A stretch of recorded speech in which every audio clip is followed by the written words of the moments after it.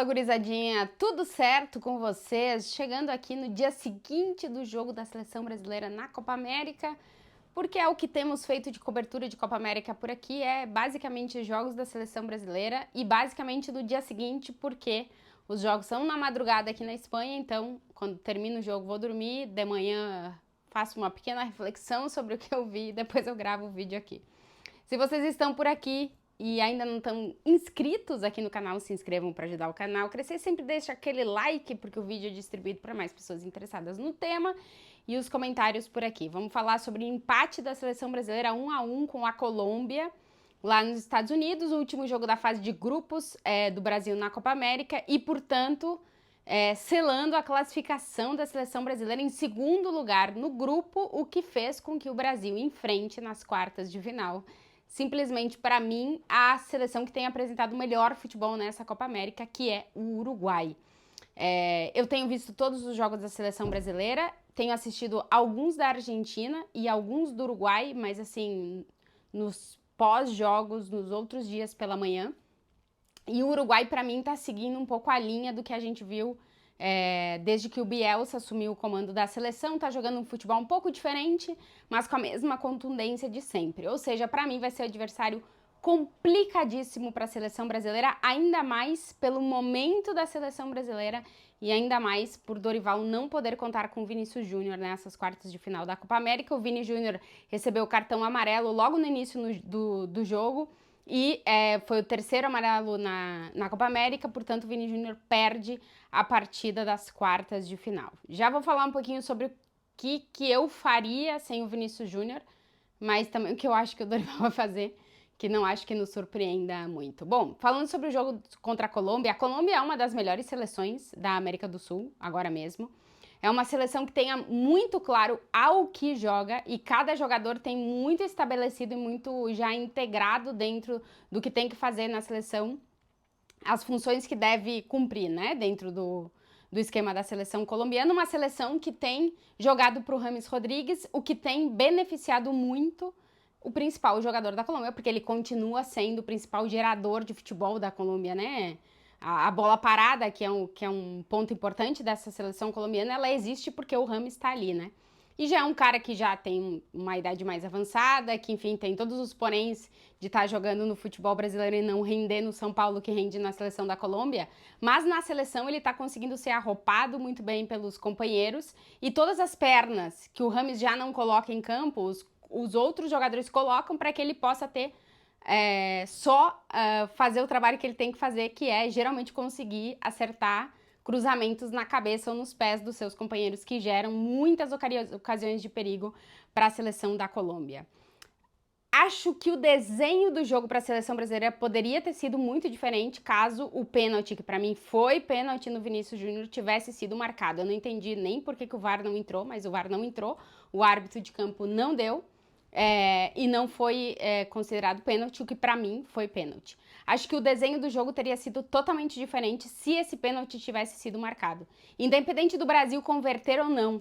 Acho que convertendo, o desenho era totalmente outro, mas acho que para a seleção, que foi um ponto de inflexão importante para a seleção brasileira dentro do jogo e algo que incomodou demais os jogadores e depois dali foi, né? Assim, porque depois da não marcação do pênalti, a seleção foi indo para baixo, para baixo, para baixo, para baixo. O Brasil sai na frente com um gol de Rafinha, de falta. Primeiro tem um gol anulado para a Colômbia, que gerou um pouquinho de polêmica, mas foi bem anulado, porque estava pelas imagens, né? Depois, 800 horas depois que a gente viu, estava impedido. O Rafinha faz um baita de um golaço de falta, inclusive o Rafinha tá cobrando muito bem as faltas, né? Acho que ele tem treinado bastante.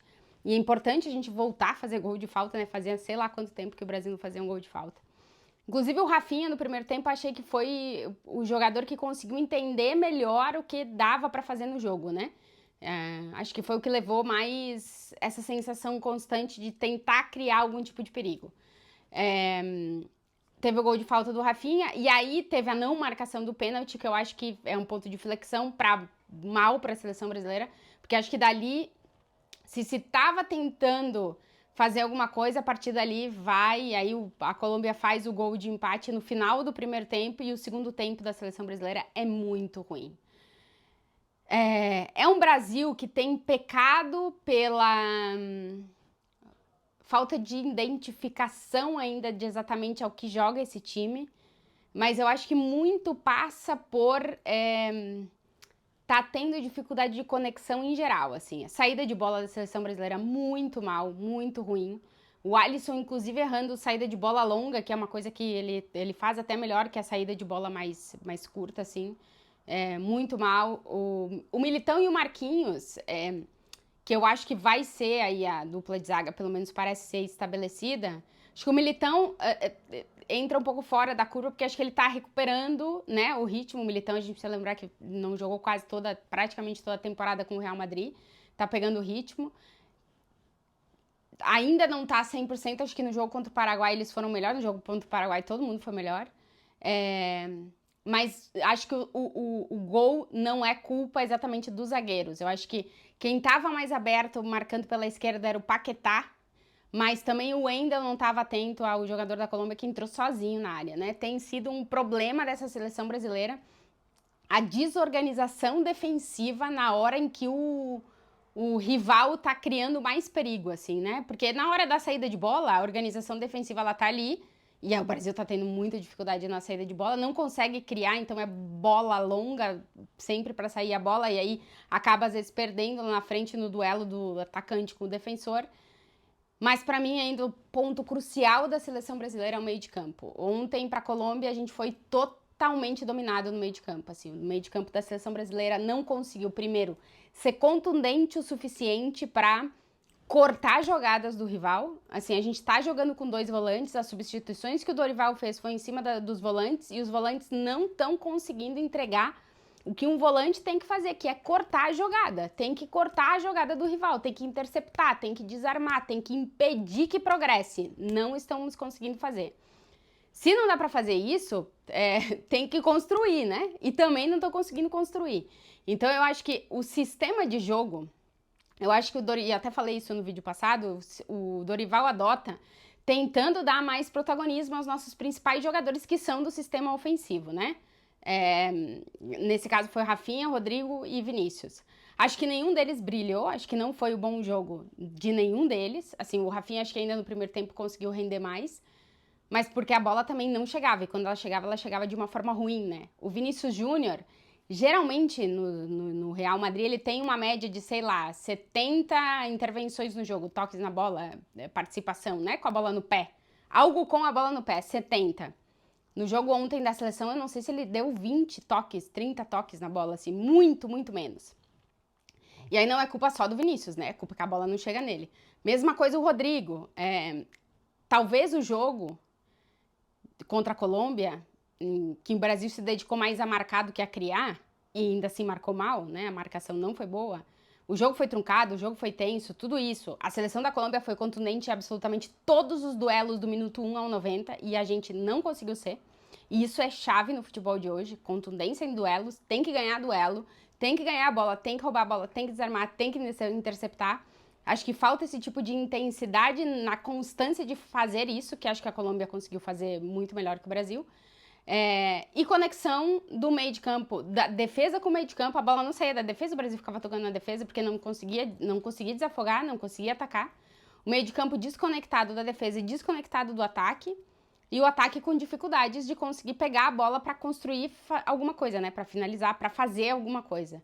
Então, o nível em geral da seleção brasileira é muito abaixo e não entendi que o Endrick entrasse só no minuto 85.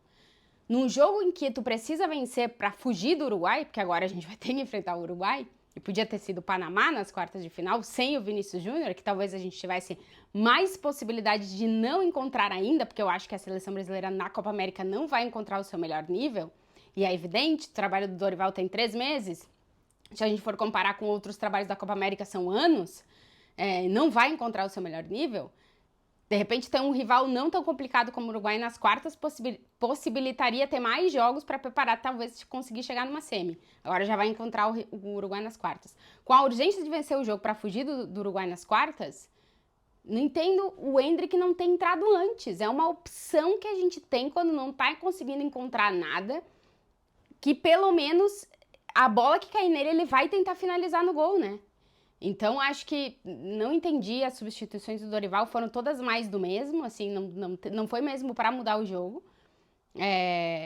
E agora, contra o Uruguai, eu realmente não sei o que ele vai fazer. Eu iria com o Endrick, tá? Abriria o Rodrigo pela esquerda, colocaria o Endrick como referência, até para os zagueiros adversários terem alguém para se preocupar dentro da área, porque acho que ontem contra a Colômbia podia ter tido isso, seria uma opção, né?